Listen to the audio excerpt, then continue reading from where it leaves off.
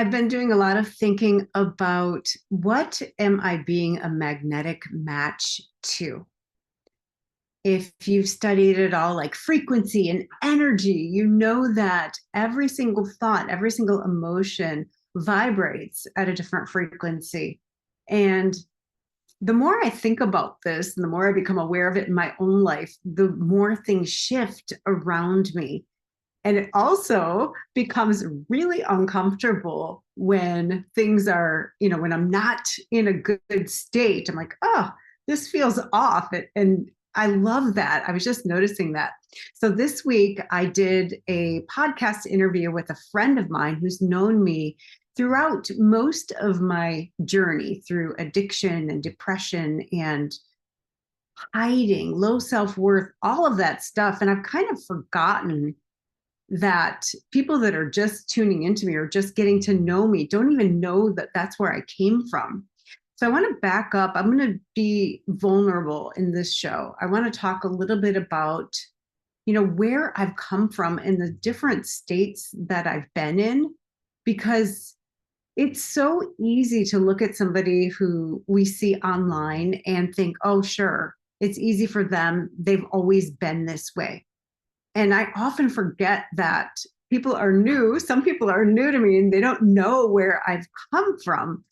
And because my friend, knew all these things about me, she was asking me these questions. And as I was sharing authentically, vulnerably, remembering where I used to be and how I used to be, how I used to behave, it occurred to me like, wow, I haven't shared this on my own platform in a very long time. So hold on. And if you have kids nearby, put them somewhere else because this is going to be like pretty adult content, I would say.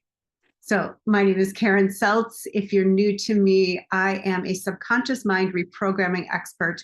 I help people really file the stuff that's been stuck in their minds that they keep tripping over, that causes them to act in ways that are out of alignment with who they truly are, or to feel in ways that are out of alignment with who they truly are. So once that debris, that clutter in the mind gets cleared and put into long-term storage, you have access to light, like putting in whatever you want. It's like a blank slate or a canvas, and you get to paint whatever you want on it. And this week, a couple of days ago, I did a workshop with a really good friend of mine that I met at a Dr. Joe Dispenza retreat, Jennifer McKenzie. She's been on the show several times before. And afterward, she said to me, "You're the darkness and I'm the light." I'm like, what do you mean by that? And I knew what she meant. What I do is I bring those shadows to the light, and not in a way that's shaming or painful, but in a way that exposes them and lets the subconscious mind know, hey, you've already survived all of these difficult events. And then it creates a blank slate, because once the subconscious mind gets that you've already survived all of these things, it then can take the energy that it's been using trying to fix all that stuff and make it available to you right now in this present moment. And then my friend Jen brought in all of these light processes, like a future self meditation, where you actually get to choose what you're creating and what you're manifesting, what you're stepping into, and who you get to be to do it. And then we did sounding out your soul's note process. And I did it this time for my partner, my soulmate. I've done it in the past for my ideal clients, and it's worked beautifully. As an entrepreneur, I don't know if anybody of you watching this, if you are a coach or an entrepreneur, I'm sure you've experienced times where you're bringing in revenue and new clients, and times where it's been like, oh my gosh, how am I going to pay my bills? Well, at least that was me for a very long time. And I shared in this workshop that I had a lot of shame around money. Like I hid that part of myself because it was really embarrassing. I'm saying I'm an entrepreneur and I'm doing all these things, but a lot of times I wasn't making enough money to cover my bills. So I was going into debt. And when I did this process with my friend Jen that we shared in our workshop, everything shifted for me. People just started finding me. Clients just started coming to me. And I released my grip on money. I stopped contracting and I started opening. I literally open my hands and receive everything that's here. And now I'm going to back up to before that. So I used to be in sales and I made pretty good money. So part of my story is going to be about money. Part of it's going to be about addiction, depression, all kinds of things. So if you like stories, with drama and intrigue, stick around. So I was in sales and I was making really good money. And at the point when I had my youngest daughter, I was working 2 days a week and making a full-time income, same money I made before I had children. And something shifted in me. When I had her, she had a lot of different special needs, medical issues. She had 20 different medical specialists, different ones, for different issues. By the time she was 1, her kidney specialist told me, expect for her to have a kidney transplant by the time she's 1. And I remember I had one other child who was a year and a half old. And then I had this tiny baby. She was 3.5 pounds when she was born, less than that, actually. And she didn't eat on her own. She had a feeding tube. She had 1 kidney that was under functioning. She had just a lot of different issues. So I remember thinking well, what does that mean for her life? And they said, well, she'll never be able to have children. Each kidney lasts only 10 years. So she'll be, on the kidney transplant list a lot. You and your husband, my husband at the time, you can only donate until you're 50. And I was 40 when I had her. So there was a lot of stuff. And I remember making a decision, no, that's not okay. It's not okay to me to just take it, okay, whatever you say, to accept it and surrender to it. So I started seeking out alternative treatments, and I found an acupuncturist who did actually not acupuncture on her, but she did Tuina and some other energy work and massage techniques that actually got her kidney function back up to normal. But I've had my challenges with her, for sure. I mean, a lot of them. Behavioral issues, super volatile, violent toward her sister. And I grew up in a violent household. So one thing that's not acceptable to me in my household is violence. And so what happens, when my little tiny daughter is being violent with my daughter who's a little bit older than her? I got really angry, which is super fascinating, right? So these are the types of things that I work with clients to resolve, because that response, the anger response, is technically only useful if I plan on punching them or biting them. And obviously I'm not going to do that with my children, right? So that response is completely useless. And all it does is take my conscious mind offline so that I'm reacting from this primitive part of my mind. So for me, it looked like yelling, trying to control things, but with very limited access to my logical mind, or actually no access to it when I was in an anger state. So for a lot of my life, so I'm going to back up even more. So before I had children, after I was married for, I would say, a year, I got into a car accident, and I was super athletic, and I identified with being athletic and with being smart. And I got into this accident and I hit my head, and I was not smart anymore. I couldn't remember anything. I just felt so stupid, and I couldn't do a single thing physically without pain. So I lost the things that I was identifying with as me. And I think that is the hardest thing for most humans to go through on a personal level. I'm not talking about loss of, any person or anything like that, because that is obviously harder. But to lose your own identity it was so challenging, and I didn't know what to do with it. I obviously didn't know who I was at the time. I was very much a people pleaser. I was a performer. I was always acting like I was happy. I had everything together. I was, oh, hey there, I was super fake, superficial. I didn't realize it at the time. But it takes events, I think really difficult events, to bring things back into focus. And I got really super depressed because I couldn't move and I was not smart anymore. So I'm like, who am I? Thank God I found art. I started painting, and that kind of saved my life, really. I went on antidepressants for the first time in my life, but I got really depressed. And I remember telling my mom, like I'm just, I don't have motivation to do anything. I'm sad all the time. And I remember her saying to me, you better get your act together or your husband's going to leave you. And I'm like, oh my gosh.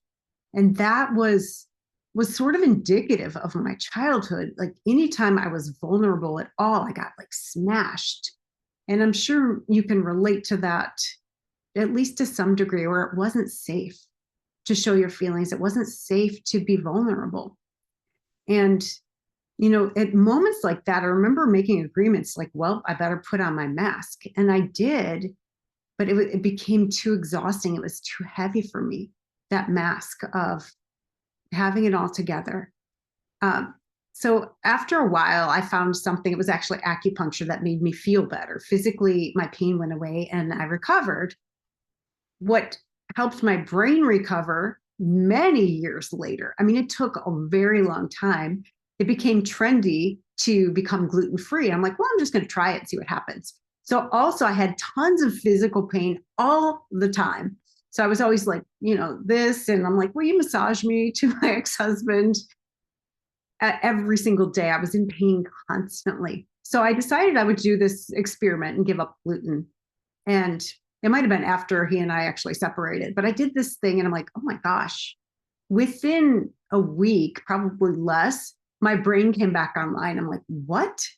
I can think again. I can think clearly. I can remember things. I'm quick-witted again. I'm like, and then my physical pain went away. All of it went away. And I was in my 40s at this point.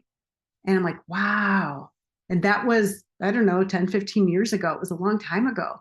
So those kind of things shaped me. All right. So let's go back again to the addiction part. So my daughter, my youngest daughter, was a year and a half old, and she had this skull defect. And essentially, her forehead was pointy, so like that. And if we didn't get this skull surgery done before she was 2, it would have affected her whole face, and she would have looked like a mouse. Like this part would have become pointy, and then her chin would have become pointy.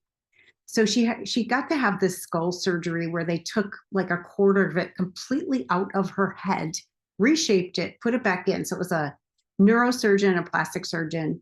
And right before this happened, our nanny quit. And at this point, my ex-husband was drinking. I felt very much alone with these kids. I had no relatives around that could help with the children. I had 2. And I had this nanny who I adored, and she did everything. She loved my kids. She loved them so much. She was so much fun. She cleaned my house. She cooked, and I felt supported. And she quit with no notice a few days before my daughter's surgery. And I had so much stress about the surgery. And then my nanny quit, and it triggered all of these abandonment issues. And I couldn't stop crying. I could not stop crying. And I needed some relief. And then, at that time I was still having gluten and I was in so much pain. And I went and got a massage, and I got some relief from the pain. But what happened was I was looking for my mind, because I had been so depressed many years prior. My mind associated depression with suicide. Like I was suicidal, like every single day. That's all I thought about, was how good it would be to be dead every single day.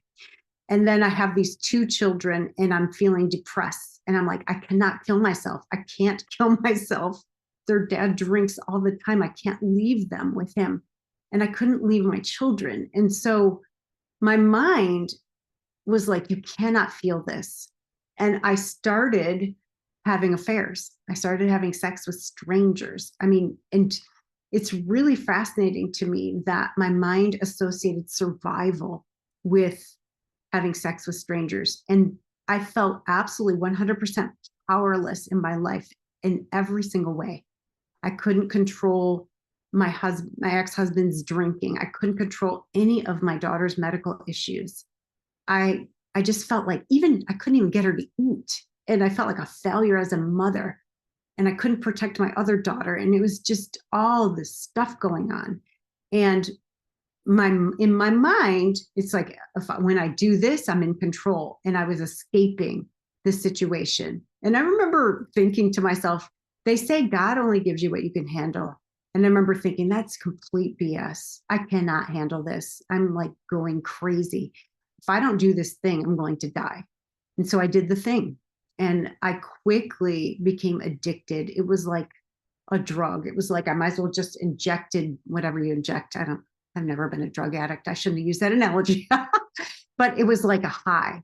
And even like seeking, who am I going to have sex with? Where am I going to do it? When? And planning it, remembering it. It all got me high, and it helped me to escape. And it really got me through. And I know a lot of people might be judging me for that. And that's one of the reasons that I can say to people, you can tell me absolutely anything and I will not judge you. I mean, I've heard just about everything. So fast forward, I got separated, I got divorced, I got into 12-step, I got into something called Real Love. And Real Love was really interesting. I did that at the same time as 12-step. So Real Love it was the support group meetings. And it was based on a book by Greg Bear called Real Love. And I had no idea up until that point what a big fat liar I was. And part of it was when you had the floor, when you were the speaker, you were learning to tell the truth about yourself. So I learned, like, it wasn't only me having a hard time. Even in therapy, I would twist the story so I would look better than I really was and make other people look bad. I was really good at that. Why? I don't know. That's just what I did. I had no idea. But I remember telling like some surface level truth in quotes, and the host of the meeting saying, okay, that's great. Tell us what you're really afraid to tell us. And I'm like, oh, crap. Oh, crap. Right. So I remember being absolutely terrified. Now, I grew up in a chaotic household. I never knew when I was going to get hit. And it's interesting, like in my mind, I expected, when I told these women, it was a group of women, what I was about to tell them, I expected somebody to become violent with me, somebody to like physically harm me. So I remember like, well, I don't have to come back. I remember thinking that, let's let them put their money where their mouth is. Let's see if they can love this. Can they love me if they know this? So I remember like looking down at the floor and saying, I sleep with married men, because I was married at the time. And so for me, in my mind, it was safer to sleep with married men because they weren't going to rat me out. And I remember just like being silent and looking at the floor and waiting for like those dagger eyes or like violence, or just waiting for something, and nothing happened. It seemed like an eternity. So finally I got the courage, and I looked up and I looked around, and in the face of these women, I saw compassion.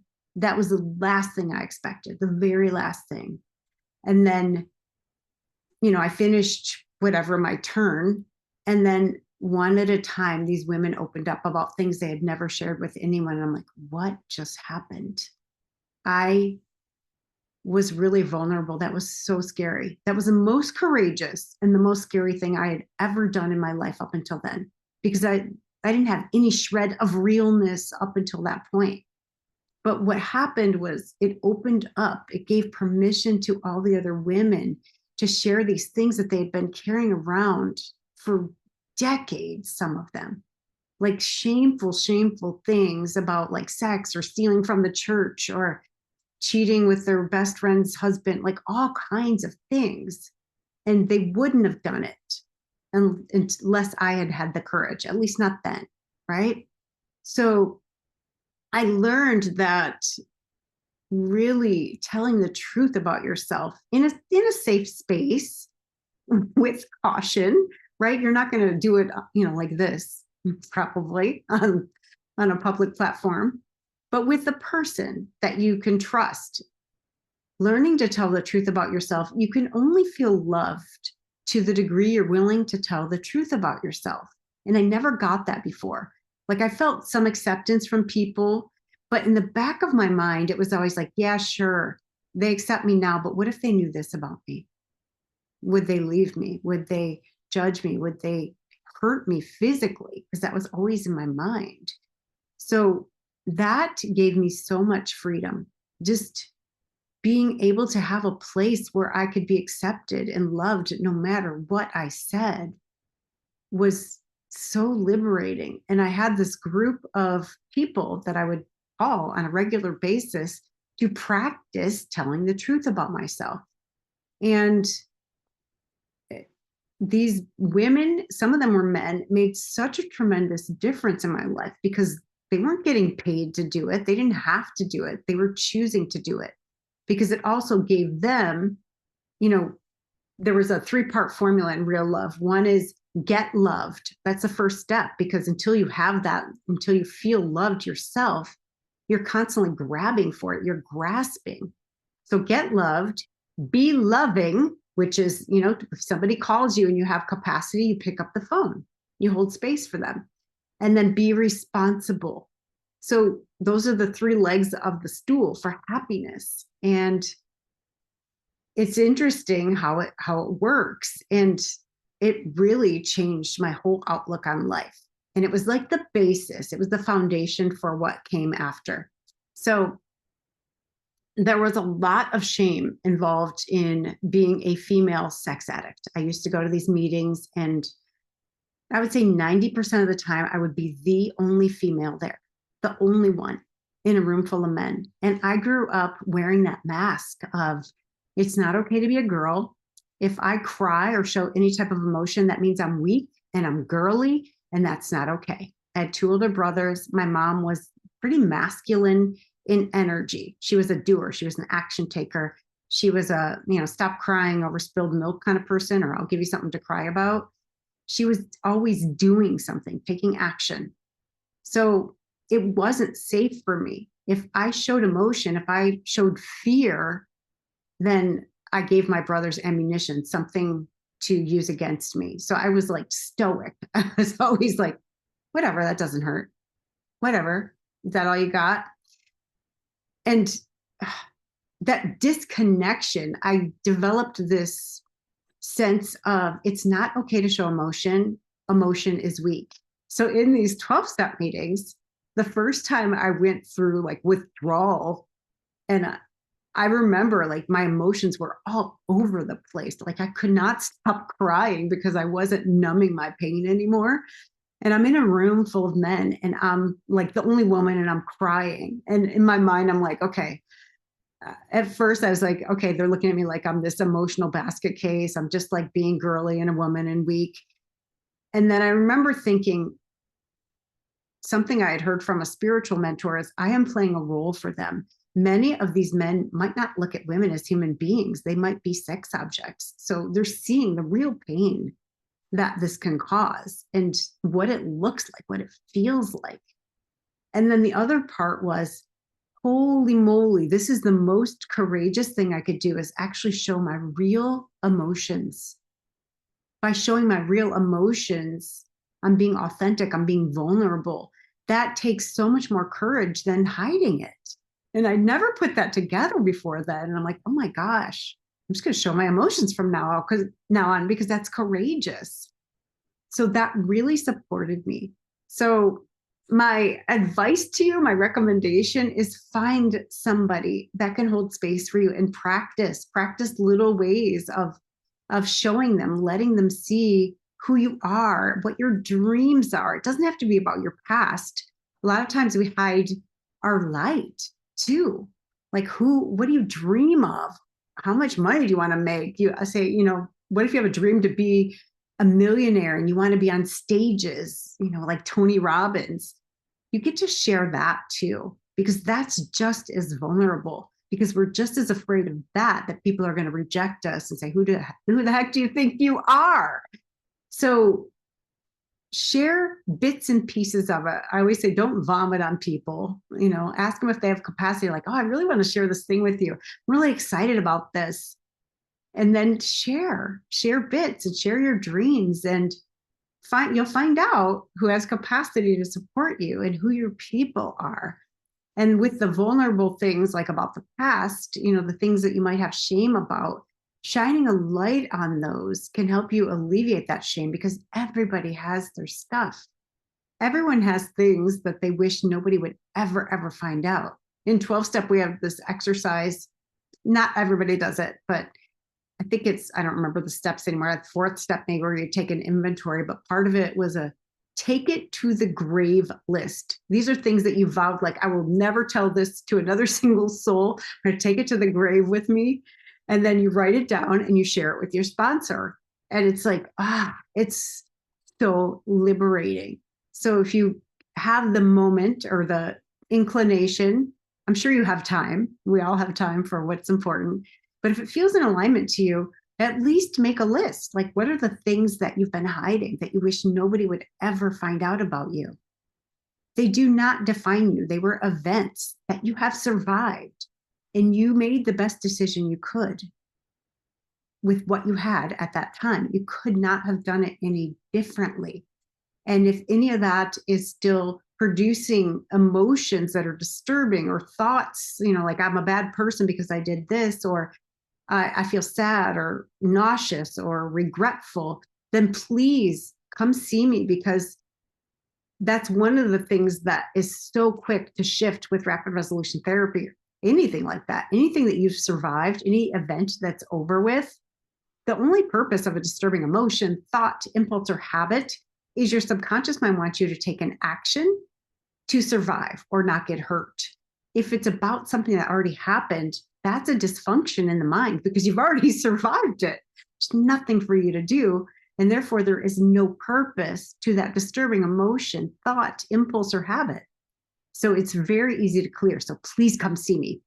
So that is part of my story. I hope it inspired you to share yours with someone and to be vulnerable, because it's only scary because you've avoided it. And we're wired to avoid rejection because it equals abandonment, which our mind equates to death. And look at me, I'm still alive. I told you, some pretty gnarly truths, and I'm still alive, and I'm here. And I feel good. I feel clear. I feel so in love with myself, with you, with life. And I love that I can share this without it. I have nothing. Like, I don't feel sad. I don't feel scared. I don't feel anything about it. It happened, and it shaped me into who I am today, which is a woman who has the capacity to love unconditionally, absolutely everyone and absolutely everything. So know that there are people that have done the work, that have capacity to love you no matter what. Find them. And if you don't find them, find me, because I'll be there. All right. Thank you so much for watching. Irresistible You, Ignite Your Passion and Purpose. I'm Karen Seltz. I'll see you right here next week. Bye.